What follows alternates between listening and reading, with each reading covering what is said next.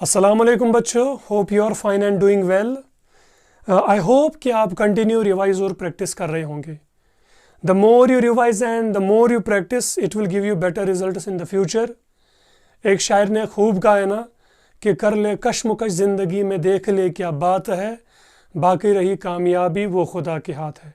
आप hard work continue किया करो और इंशाल्लाह आपको अच्छा रिजल्ट मिलेगा।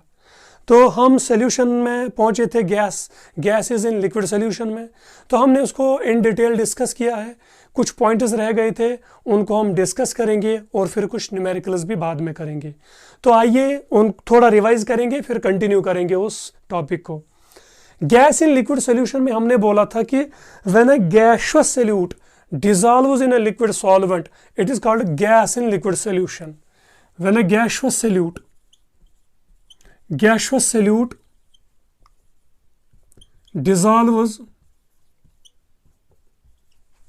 in a liquid solvent,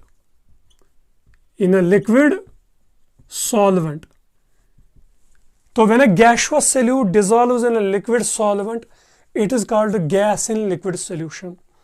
example आपको पता है, oxygen in water, dissolved oxygen जिसको हम कहते हैं, carbon dioxide in aerated drinks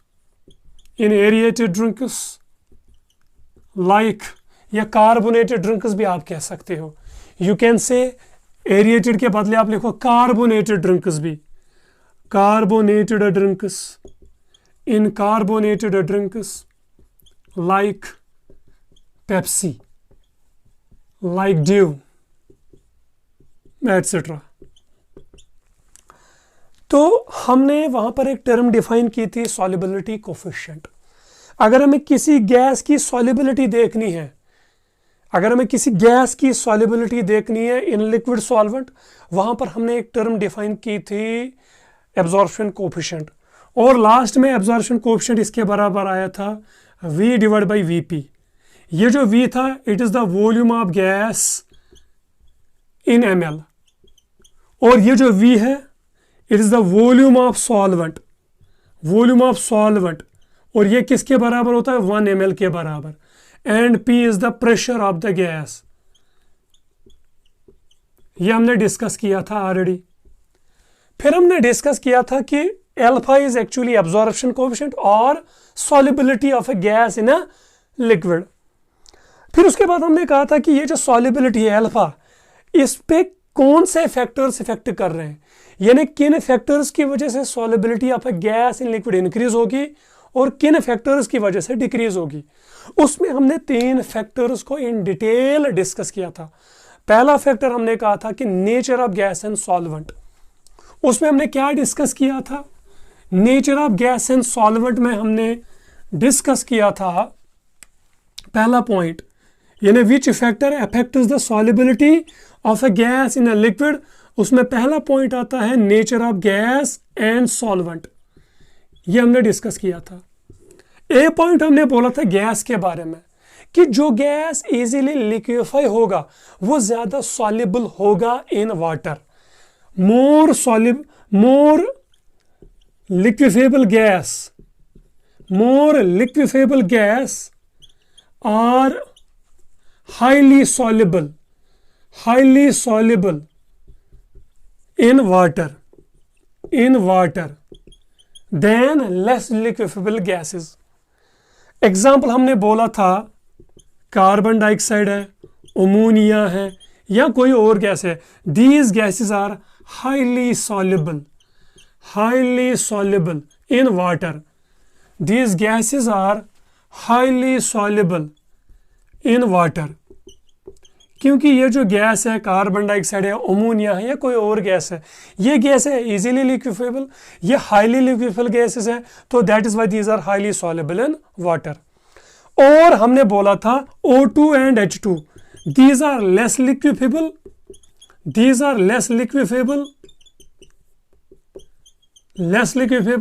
so less soluble in water की बात हम कर रहे हैं। यहां तक हमने डिस्कस किया था। फिर यहां पर हम आपको ऑलरेडी पता है ना कि कौन से गैसेस हैं हाईली लिक्विफेबल और कौन से गैसेस हैं लेस लिक्विफेबल। आपने वो ऑलरेडी गैसियस स्टेट में डिस्कस किया इन 11th। यानी जो गैसेस हाईली लिक्विफेबल होते हैं, यानी हाईली लिक्विफेबल गैसेस जो होते हैं, जो हाईली लिक्विफेबल होते हैं,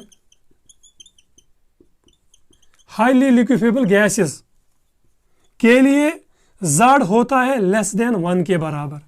आपने ऑलरेडी डिस्कस किया है 11th में। एट लो प्रेशर और intermediate pressure Z is less than 1। At low और इंटरमीडिएट प्रेशर, एट लो और intermediate pressure Z is less than 1। जिन गैसेस के लिए Z is less than 1, that gases are highly liquefiable। ये Z किसके बराबर होता था? ये Z होता था बराबर PV by RT। हमने ऑलरेडी डिस्कस किया ना फॉर 1 मोल ऑफ गैस, या PV by nRT। ये हमने डिस्कस किया है ना ऑलरेडी 11th में, आप लोगों ने डिस्कस किया होगा। वो गैसेस जिनको लो या इंटरमीडिएट प्रेशर पे Z होगा लेस देन 1 के बराबर, वो हाईली लिक्विफेबल गैसेस होते हैं। और Z को हम नाम देते थे कंप्रेसिबिलिटी फैक्टर। कंप्रेसिबिलिटी फैक्टर, यहां तक तो आपको पता है। अब सिंपल एक पॉइंट याद रखो, वो गैसेस जो हाईली लिक्विफेबल होंगे या जो इजीली लिक्विफाई होंगे, वो है मोर सॉल्युबल इन वाटर उन गैसेस के कंपैरिजन में जो लेस लिक्विफेबल होंगे। यहां तक आया समझ में? इसके बाद हमने डिस्कस किया था और एक पॉइंट कि नेचर ऑफ सॉल्वेंट। हमने बोला था कि कुछ गैसेस हैं, these are less soluble in water but more soluble in blood. हमने यहां more soluble in ethyl alcohol nature of solvent में। नेचर ऑफ सॉल्वेंट में हमने क्या बोला था कि यह हमने बोला था नेचर ऑफ सॉल्वेंट में, यही पॉइंट नेचर ऑफ सॉल्वेंट के बारे में, नेचर ऑफ सॉल्वेंट के बारे में हमने ये बोला था। नेचर ऑफ सॉल्वेंट के बारे में हमने क्या डिस्कस किया था वहां पर कि some gases are less soluble in water but more soluble in other solvents. हमने बोला था H2 और O2 is less soluble in water, less soluble in water, less soluble in water, but यही O2 is more soluble in ethyl alcohol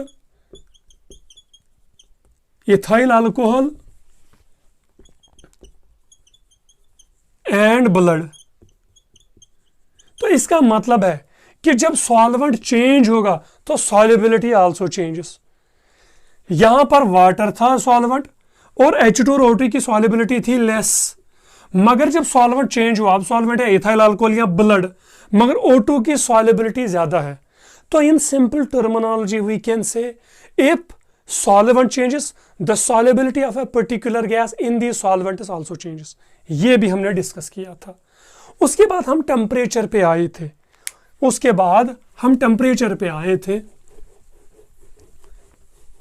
temperature पे हमने बोला था कि इफेक्ट ऑफ टेम्परेचर पे हमने बोला था कि higher the temperature lesser is the solubility of a gas in a liquid solvent। यह हमने डिस्कस किया था ऑलरेडी। हमने बोला था कि when a gas dissolves in water it is an exothermic process। dissolution of gas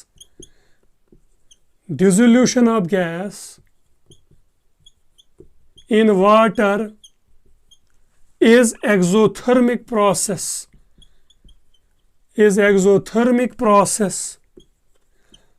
तो अगर हम टेम्परेचर इंक्रीज करेंगे सॉल्युबिलिटी डिक्रीज होगी। हमने बोला था it is the cause of thermal pollution, या जब हम वाटर को हीट देते हैं, टेम्परेचर राइज करते हैं, वहां से बबल्स ऑफ गैस निकलते हैं। इसका मतलब है गैस की solubility in water decreases with increase in temperature. फिर हमने ये भी बोला था कि ये dissolution of a gas in water is exothermic process, यानी del H is equal to negative. ये हमने बोला था। फिर हमने यहां तक किया था कि del G is equal to del H minus T del S. तो solubility of a gas in liquid, del G is always negative. जब भी कोई गैस डिजॉल्व होता है ना लिक्विड में, डेल जी इज नेगेटिव, क्योंकि वो स्पॉन्टेनियस प्रोसेस होती है, स्पॉन्टेनियस प्रोसेस होती है। तो अब तो समझो डेल एच इज नेगेटिव, उसकी वजह से डेल जी भी आएगा नेगेटिव। मगर अगर टेम्परेचर इंक्रीज होगा, या हमने बोला था जब गैस होता है डिजॉल्व इन वाटर तो वो ट्रैप होता है, तो एंट्रोपी डिक्रीज होती है। तो इसका मतलब है कि del H should be greater than del S. ये हमने बोला था for a solubility of a gas in liquid, for solubility of a gas in liquid, ये हमने बोला था उस टाइम।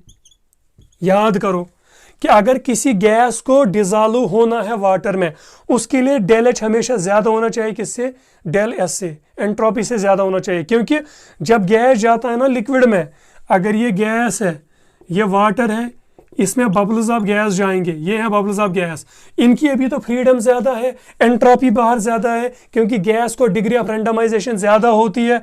जब ये इसमें जाएंगे ना तो यहाँ पर ये ट्रैप होंगे। तो when a gas traps, del S becomes negative, del H already negative है, तो नेगेटिव इंटू नेगेटिव ये सारी टर्म क्या बनेगी, पॉजिटिव। तो अगर ये सारी टर्म पॉजिटिव होगी, डेल जी क्या होना चाहिए, नेगेटिव। तो therefore del H should be greater than this whole term.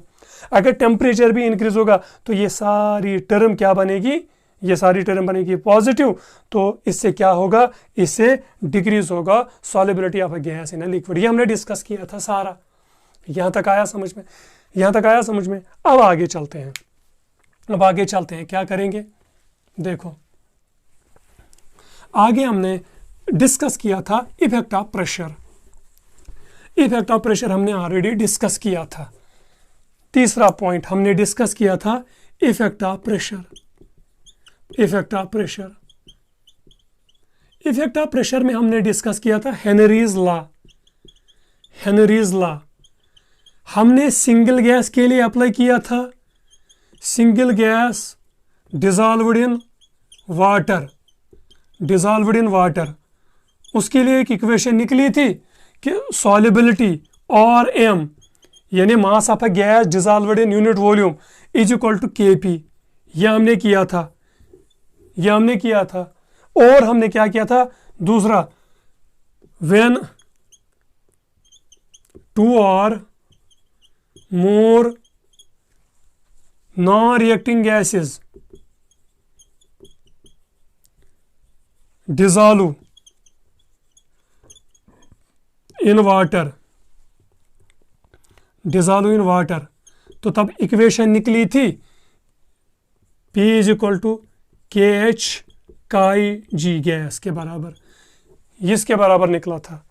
P partial pressure of a gas, K H is equal to Henry's constant, chi G is the mole fraction of the gas, ये हमने निकाला था। और यहां से और एक equation निकली थी M1/M2 और K1 ये S1/S2 is equal to P1/P2। हमने ये इक्वेशन भी डिस्कस की थी, यहां तक आपको याद है। यह हमने सारा पढ़ा था कि जब भी प्रेशर इंक्रीज होगा the solubility of a gas in liquid increases. तो हमने सिंगल गैस के लिए भी किया था, और when 2 or more than 2 gases dissolves in water, और हेनरीज लॉ के लिए नॉन रिएक्टिंग गैसेस होने चाहिए। ये हमने ऑलरेडी डिस्कस किया था।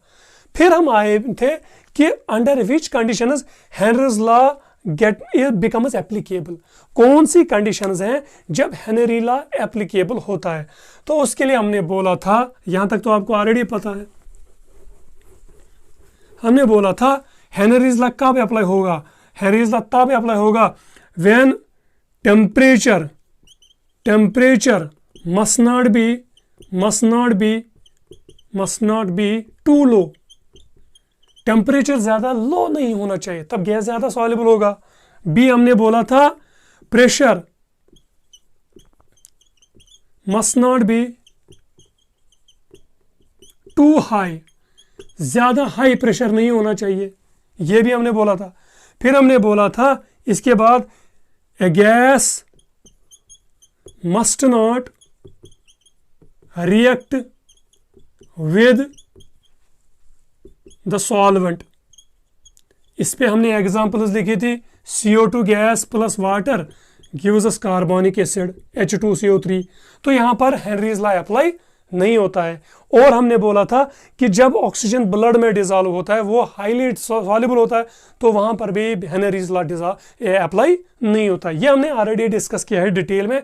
You can go to lecture number 9 of solution. फिर उसके बाद हमने बोला था कि अब हमें एप्लीकेशन डिस्कस करनी है इसकी, कि dissolution of a gas in a liquid.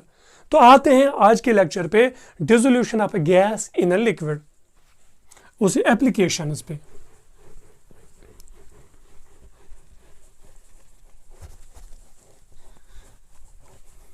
Gas in liquid solution की एप्लीकेशंस हमें आज डिस्कस करनी है।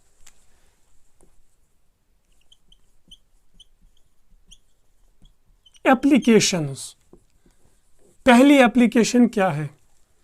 देखो पहली एप्लीकेशन क्या है, dissolution of a gas in liquid. तो पहली एप्लीकेशन है the dissolution of carbon dioxide in aerated drinks. ये पहली एप्लीकेशन है। देखो dissolution of carbon dioxide in carbonated drinks under high pressure, under high pressure। ये पहली एप्लीकेशन है। जब भी आप ड्यू पीते हो या कोक पीते हो या पेप्सी पीते हो, उसमें कार्बन डाइऑक्साइड डिसॉल्व होता है अंडर हाई प्रेशर। तो ये पहली एप्लीकेशन है, ये पहली एप्लीकेशन है। यहाँ तक आया समझ में?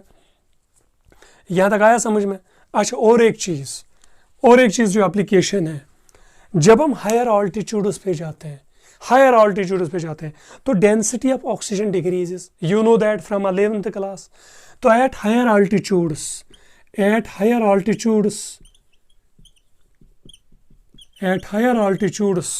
the density of O2 decreases।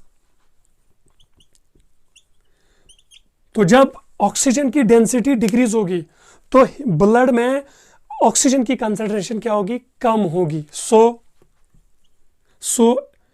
The concentration of oxygen in blood decreases.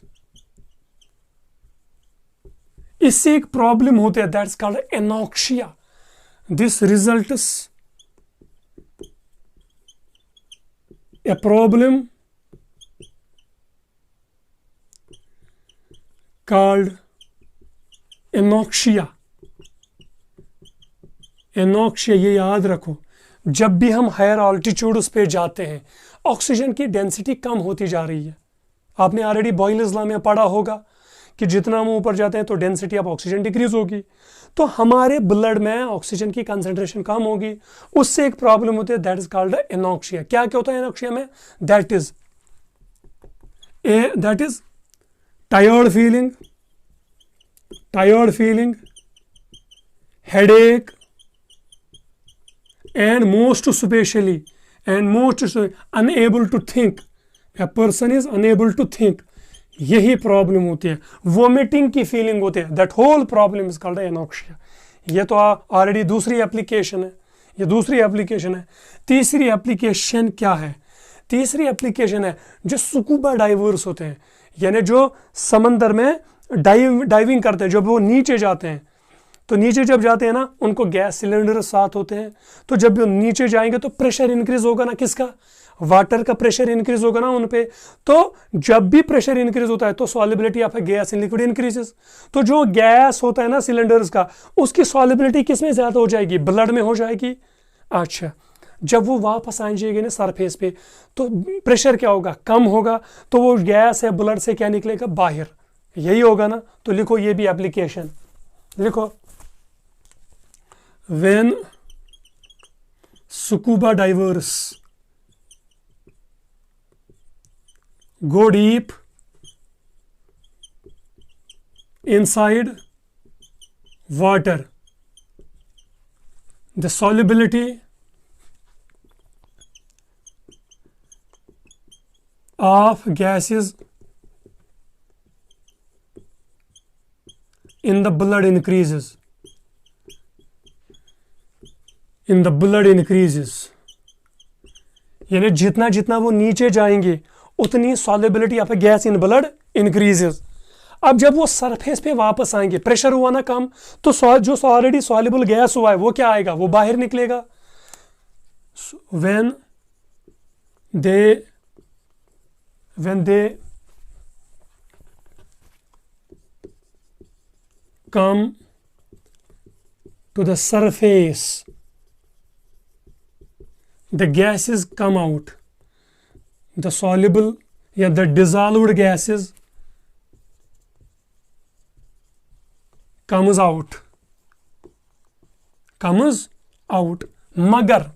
मगर जो हमारी कैपिलरीज है उसमें नाइट्रोजन रहता है, और नाइट्रोजन की वजह से वहां पर एक सीवियर पेन होती है, and that is called bending. comes out, but oxygen remains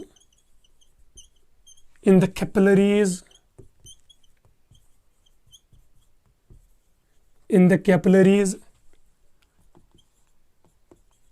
where it causes severe pain, where it causes high pain, what is called high pain, called bending,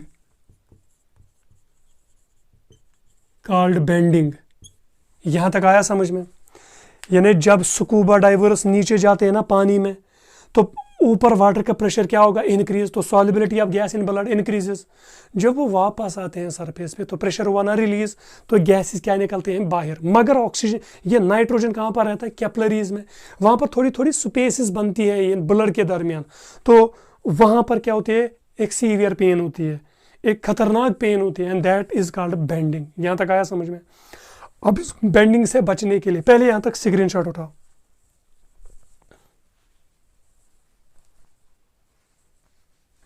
bending बोलो या बेंडस बोलो, बेंडिंग बोलो या bends. Bends is a nice term called बेंडस.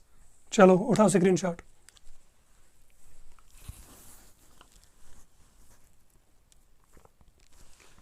अब देखो,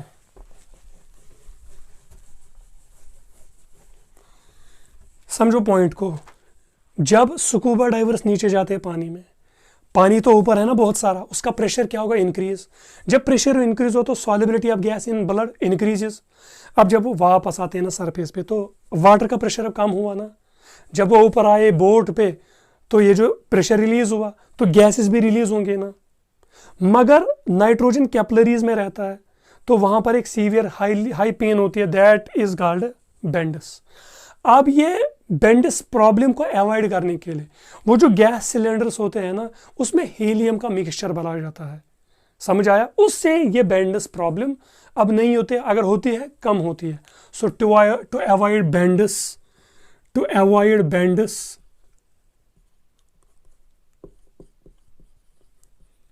the cylinders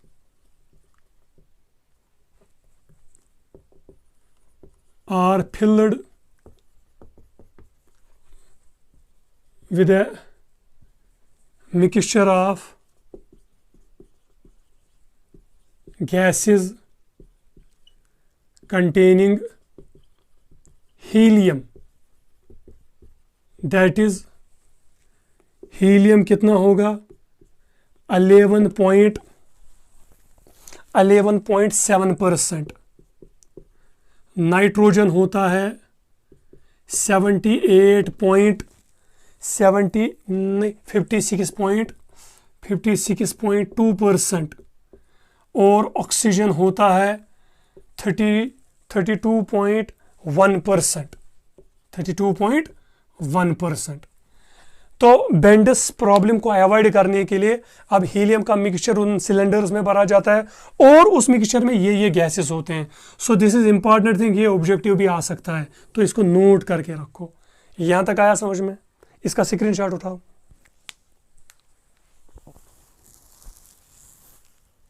अब देखो, पहली एप्लीकेशन क्या है, solubility of a gas in liquid.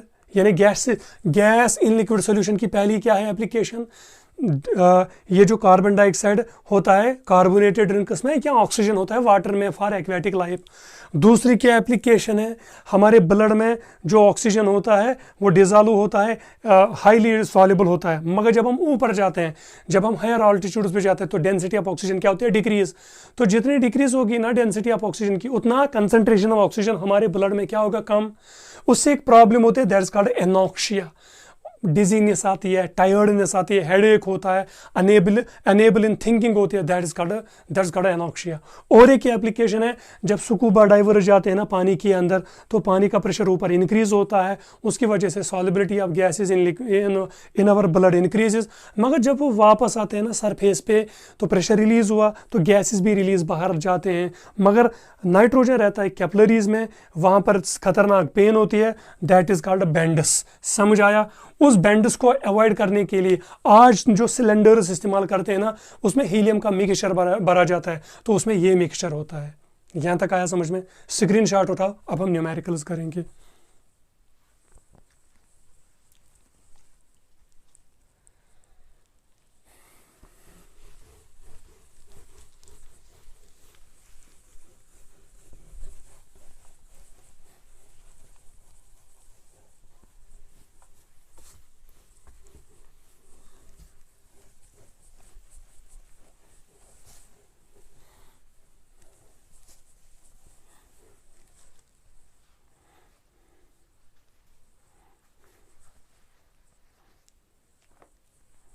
पहला एक सिंपल क्वेश्चन लिखो, why we prefer a chilled coke और a warm Coke.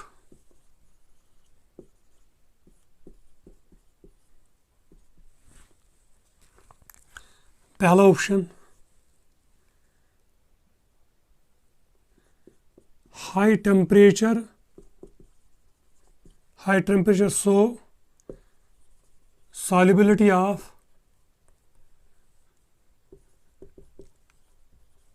CO2 increases, so solubility of CO2 in coke increases।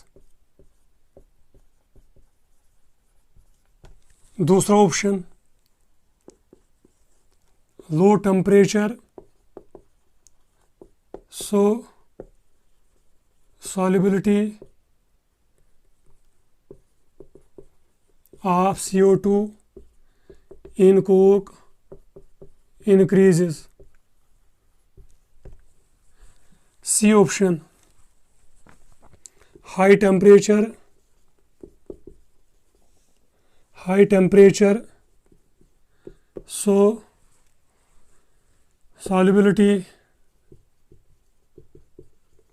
of CO2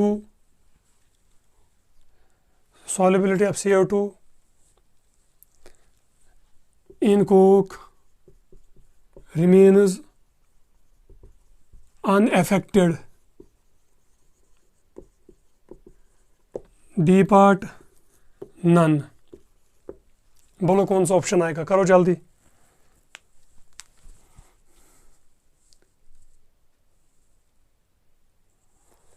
तो क्या लिखा आपने, आपको पता है कि जब एक गैस डिजॉल्व होता है किसमें, वाटर में, तो that is an exothermic process, so del H is negative. तो जब डेल एच नेगेटिव होगा तो सिस्टम का टेम्परेचर क्या होगा, डिक्रीज। तो जितना सिस्टम का टेम्परेचर डिक्रीज होगा उतनी solubility of a gas increases. So decrease in temperature increases solubility of a gas in a liquid। ये हमने ऑलरेडी डिस्कस किया है ना, तो ये आंसर आएगा डिक्रीज इन टेम्परेचर, यानी low temperature solubility of CO2 in coke increases। So B part answer. चलो लिखो यहाँ तक, ये रीजन भी लिखो।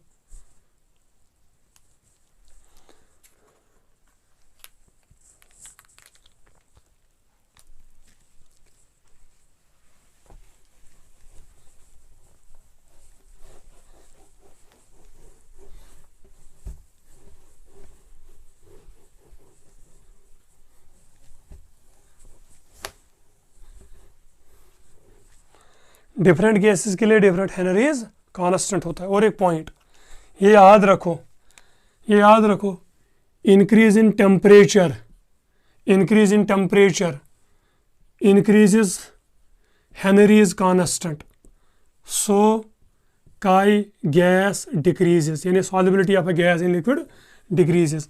हमने ऑलरेडी डिस्कस किया है ना कि P is equal to KH chi G, ये पता है ना आपको। तो इसका मतलब है, इसका मतलब है, देखो इसका क्या मतलब है कि when, इसका मतलब है P KH is equal to chi G, यहाँ तक आपको पता है ना। अगर टेम्परेचर इंक्रीज होगा, अगर टेम्परेचर इंक्रीज होगा तो काई जी क्या होगा, डिक्रीज, ये आपको पता है ना। इफ टेम्परेचर इंक्रीजेस काई जी यानी solubility of a gas in liquid decreases, जब ये डिक्रीज होगा तो केएच क्या होगा, इंक्रीज होगा। तो अगर के एच ज़्यादा होगा, हेनरीज कांस्टेंट ज़्यादा होगा, तो solubility of a gas in liquid decreases. तो ये पॉइंट याद रखो, ये याद रखो आप। तो जिस गैस के लिए भी के एच ज़्यादा होगा वो लेस सॉल्युबल होगा इन वाटर, या with increase in temperature K H increases, solubility of a gas in liquid decreases.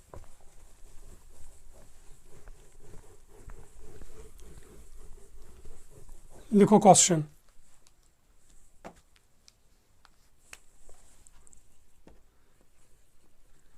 The partial pressure, the partial pressure of carbon dioxide in a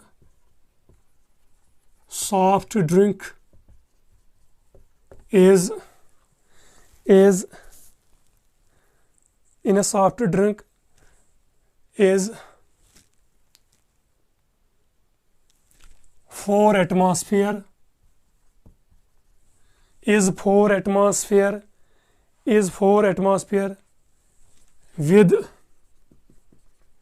Henry's constant of CO2, with Henry's constant of CO2 in water, in water, in water at 25 degrees Celsius is 3.1 into 10 raised power minus 2, 3.1 into 10 raised power minus 2 mole per liter atmosphere. So calculate solubility of a gas of CO2 in water. चलो करो जल्दी, या calculate concentration of CO2 in water, करो जल्दी ये question.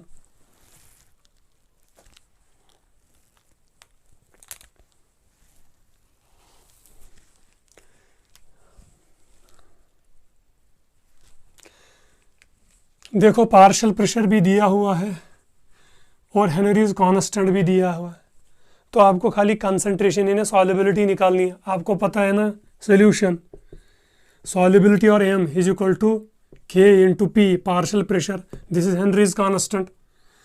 तो s is equal to k किसके बराबर है, 3.1 इंटू 10 रेज़ पावर माइनस 2, और p किसके बराबर है, 4 एटमॉस्फेयर। यहाँ तक आया समझ में, यहाँ तक आया समझ में। आप इनको मल्टीप्लाई करो, s इज इक्वल टू 4 1 ज़ार 4, 4 3 ज़ार 12 इंटू 10 रेज़ पावर माइनस 2। अच्छा, यहाँ का एटमॉस्फेयर और वहाँ का एटमॉस्फेयर कम होगा तो यह आएगा मोल पर लीटर, यानी ये एटमॉस्फेयर और ये एटमॉस्फेयर कैंसिल होगा ना, तो क्या आएगा, तो s इज इक्वल टू ये पॉइंट इधर ले जाओ, ये बनेगा 1.24 इंटू 10 रेज़ पावर माइनस 1 मोल पर लीटर, और s is equal to 0.124 mole per litre. तो दिस इज आंसर। चलो करो जल्दी। देखो ऑलरेडी प्रेशर दिया है, हेनरीज कांस्टेंट दिया है, दोनों का मल्टीप्लाई करो तो निकलेगा एस इज इक्वल टू या M is equal to concentration is equal to 0.124 mole per litre. चलो करो जल्दी।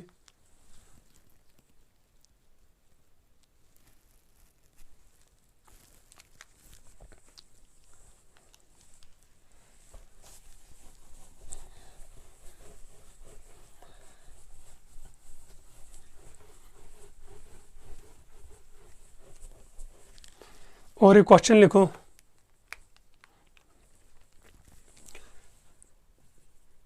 The partial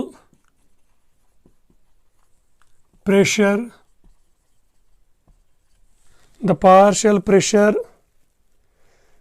of ethane over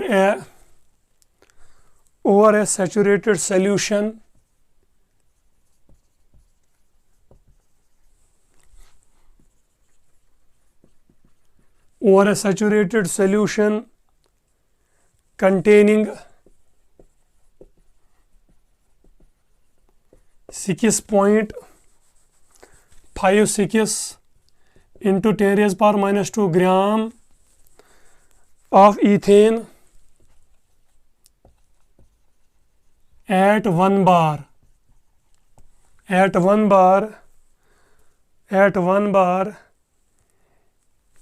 if the solution contains 5 into 10 raised power minus 2 gram of ethane, then the pressure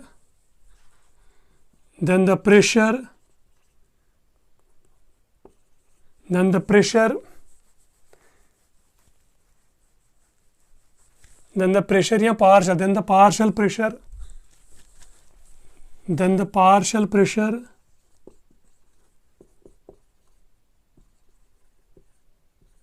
of the gas will be, यानी of the gas means ethane gas। चलो करो जल्दी। The partial pressure of ethane over a saturated solution containing 6.56 into 10 raised power minus 2 gram of ethane at 1 bar, if the solution contains 5 into 10 raised power minus 2 gram of ethane, then the partial pressure of the gas will be। करो जल्दी।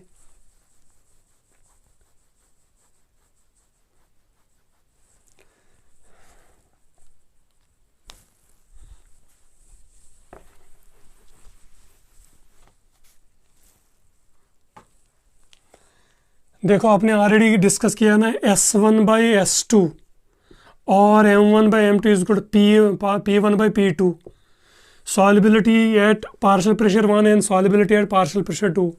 solubility 1 किसके बराबर है? 6.56 into 10 raised power minus 2 gram divide by solubility at second pressure कितना है? 5 into 10 raised power minus 2 gram.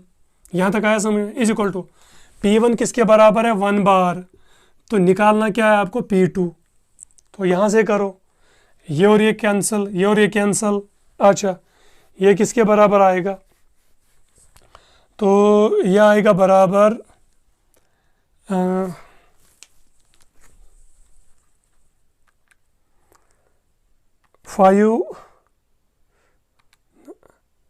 6.56 divide by 5 equal to 1.31 is equal to 1 bar divide by P2। तो आपको क्या निकालना है? P2। तो ये किधर जाएगा? नीचे। So P2 is equal to 1 bar divide by 1.31। तो 1 बार डिवाइड बाई 1.31 किसके बराबर आएगा? 1 डिवाइड बाई 1.31 इक्वल टू, तो P2 is equal to 0.76 bar. So this is answer. करो जल्दी, यहाँ तक स्क्रीनशॉट उठाओ। देखो solubility at partial pressure 1 bar is given, solubility at P2 is given, तो हमें P2 निकालना है, तो P2 इसके बराबर निकलेगा। करो जल्दी।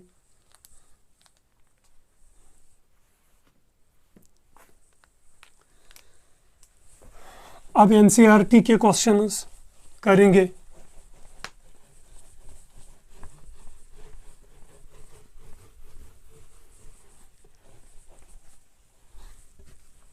Very important question for NEET, क्योंकि एनसीईआरटी से क्वेश्चन आते हैं। तो लिखो question,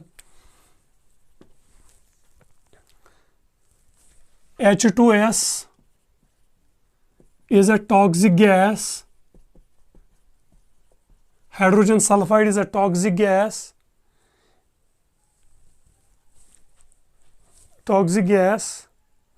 with rotten egg smell, with rotten egg smell is used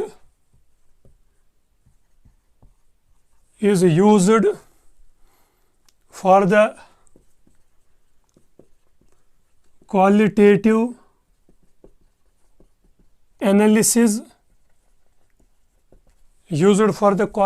analysis, if the solubility of H2S in water is 0.195 molar, calculate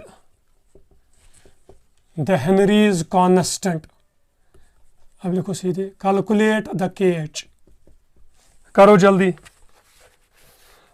ये याद रखो, पार्शियल प्रेशर ऑफ H2S हमेशा बराबर होता है 0.987 बार eight 25 degree Celsius.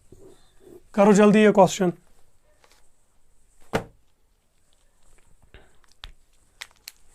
H2S is a toxic gas with rotten egg smell, is used for the qualitative analysis if the solubility of H2S in water is 0.15 molar, calculate the KH, यानी Henry's constant।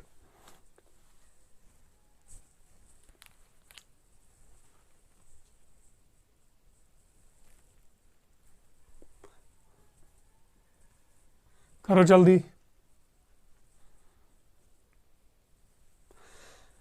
अब देखो information क्या है, 0.195 molal, यह ना concentration है ना solubility. तो अब हमें ये इंफॉर्मेशन इस्तेमाल कर रहे हैं टू गेट हेनरीज कांस्टेंट, यही है ना। तो what is meant by 0.195 molal? 0.195 molal is equal to 0.195 moles of H2S in 1000 gram water, यही है ना मतलब, या 1 kg वाटर, यही है ना। मोलैलिटी की डिफिनेशन यही है ना, number of moles of solute इन 1 के या पर kg सॉल्वेंट, यही है ना। Number of moles of solute पर kg सॉल्वेंट, पर kg मीन्स 1 kg सॉल्वेंट, यहाँ पर है ना एम मोलैलिटी। तो यहाँ तक आया समझ में। तो सोल्यूट कितना है? सोल्यूट है 0.195 moles. So number of moles of solute SOLUT is equal to 0.195 moles. अच्छा, अब देखो यहां तक तो इंफॉर्मेशन पता है। आपको क्या निकालना है? KH। ये किसके बराबर होता है? Partial pressure of gas. Partial pressure of gas यानी H2S is equal to KH काई H2S। आपको क्या निकालना है? KH। Partial pressure of H2S तो दिया हुआ है, ये तो ऑलरेडी बुक में दिया गिवन है। हमें क्या निकालना है फिर? हमें निकालना है मोल फ्रैक्शन ऑफ H2S। तो वहां से क्या निकलेगा? वहां से निकलेगा ना KH हेनरीज कांस्टेंट। तो KH is equal to PH2S divide by chi H2S, इसी के बराबर आएगा ना। तो PH2S तो हमें पता है ऑलरेडी, हमें क्या निकालना है? मोल फ्रैक्शन ऑफ H2S।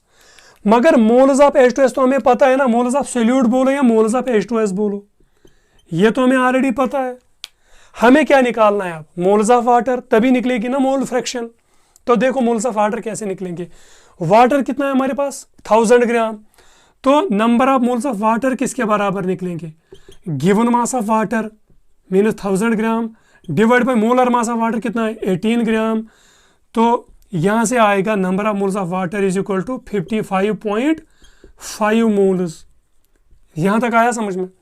तो मोल्स ऑफ सोल्यूट भी हमें पता है, मोल्स ऑफ सॉल्वेंट भी पता है, हमें ऑलरेडी आती है ना मोल फ्रैक्शन ऑफ सोल्यूट निकालनी। तो मोल फ्रैक्शन ऑफ H2S किसके बराबर आएगा, H2S, number of moles of H2S mole fraction की definition divide by total moles of solution, वो किसके बराबर होगा NH2O प्लस NH2S, इसी के बराबर आएगा ना। Number of moles of H2S किसके बराबर है 0.195 divide by number of moles of water किसके बराबर है 55.5 प्लस क्या है, प्लस है number of moles of H2S, तो किसके बराबर है 0.195। यहाँ तक आया समझ में। यहाँ से क्या में क्या निकलेगा काई H2S, यहाँ तक आया समझ में। अब काई H2S निकालेंगे, किसके बराबर निकलेगा, वो निकलेगा 55.5 प्लस 0.195 इक्वल टू, तो देखो यहाँ क्या आएगा हमें, तो हम इसको इरेज करेंगे या यहाँ इरेज करेंगे अभी।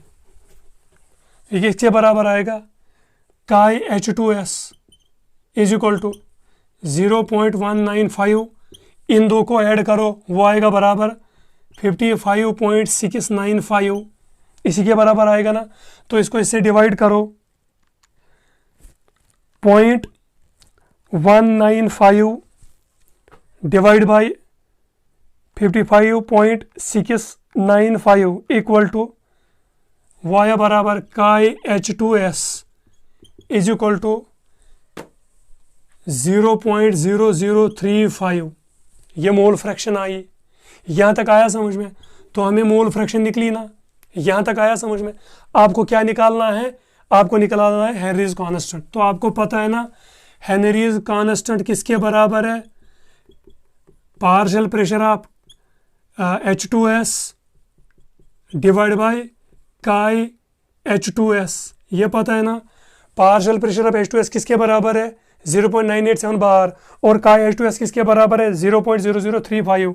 तो KH किसके बराबर आएगा, PH2S किसके बराबर है 0.987 बार, है ना, डिवाइड बाय काई H2S किसके बराबर है 0.0035। अब यहाँ से KH निकलेगा, KH इज इक्वल टू, निकालो जल्दी, तो वो आएगा बराबर 0.987 डिवाइड बाई 0.0035 इक्वल टू, तो लिखो जल्दी, वो आएगा बराबर 282 बार। तो दिस इज आंसर।